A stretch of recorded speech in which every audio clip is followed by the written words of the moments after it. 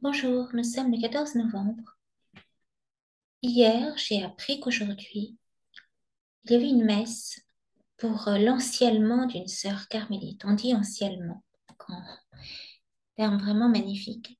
Quand il s'agit de sœurs ou de saints, ou en tout cas de personnes croyantes, voilà. Le dire enterrement, on dit enciellement. Derrière moi, en fond d'écran, j'ai mis une photo d'un cimetière de Pologne qu'un de mes abonnés m'avait envoyé. Et je trouve cette photo magnifique parce qu'on dirait c'est plein de petites lumières. En fait, aux abords de la Toussaint, tous ces cimetières polonais sont, paraît-il, euh, envahis de petites bougies, de petites flammes qui symbolisent bien évidemment la flamme de l'espérance et de la résurrection. Quand on m'a appris qu'aujourd'hui il y avait une messe de funérailles de cette sœur, je n'aime pas trop le mot funérailles, je préfère vraiment le mot anciennement, je me suis demandé pourquoi. On m'a demandé pourquoi je l'ai appris hier finalement. Et je me suis dit certainement que le Seigneur m'appelait, me conviait à venir à cette messe. Je dois préciser que depuis plusieurs semaines, je ressens une forme d'endurci, enfin, de froideur pendant les messes. Peut-être est-ce dû aux épreuves que vit l'Église, à la difficulté de ce que nous vivons, de beaucoup de profanations qui ont lieu dans le domaine de la bioéthique, dans le domaine de la vie, et qui rejaillissent sur tout l'arbre humain, parce qu'on ne peut pas dissocier la messe de toute la violence qui est faite aux enfants, aux embryons. Nous sommes tous co-responsables et solidaires. Et donc dernièrement, et puis c'est vrai que quelque chose s'est un peu rompu en moi depuis que nous n'avons pas une messe à Pâques en 2020. Il y a quelque chose réellement, c'est pas définitif, mais qui a été comme une fêlure. Voilà. Et j'avais souvent une froideur, une forme de, voilà, qui n'était pas résolue. Je suis donc allée à cette messe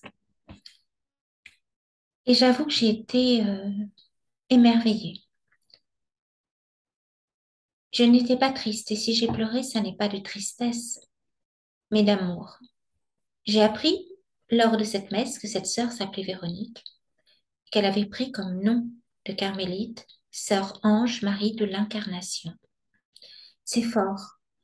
C'est fort parce que le prêtre, par moment, disait Véronique, ce qui est mon prénom, qui est vraiment la véritable image. Il a lu un passage du Cantique des Cantiques où le bien-aimé dit à sa bien-aimée, montre-moi ton visage, je veux entendre ta voix.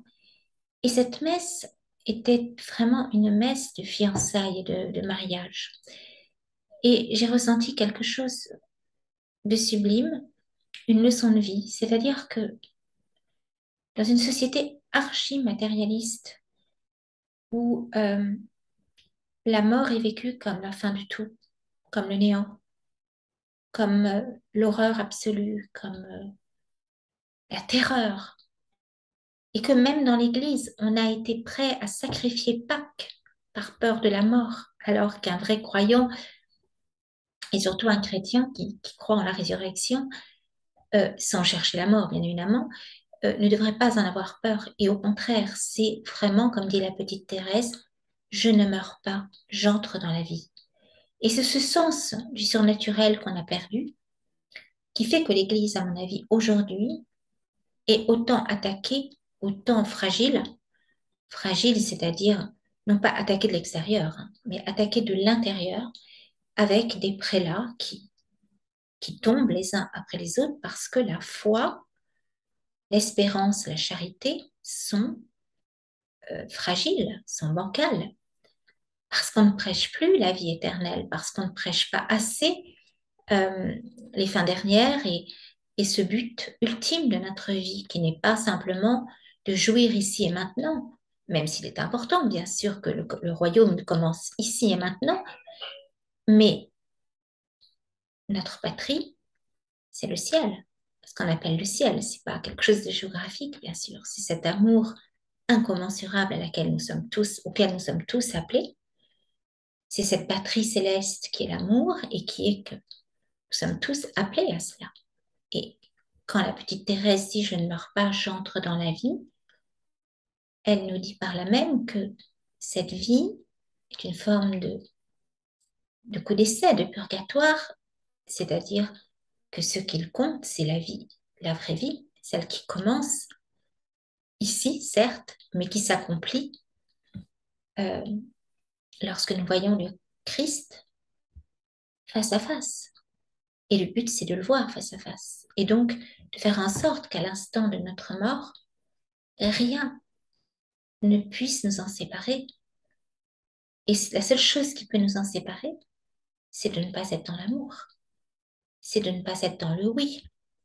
C'est d'avoir en nous cet obstacle à cet amour, c'est-à-dire de la rancœur, de la haine, l'infirmité du cœur qui nous empêche d'aimer. Et Dieu sait que j'en sais quelque chose.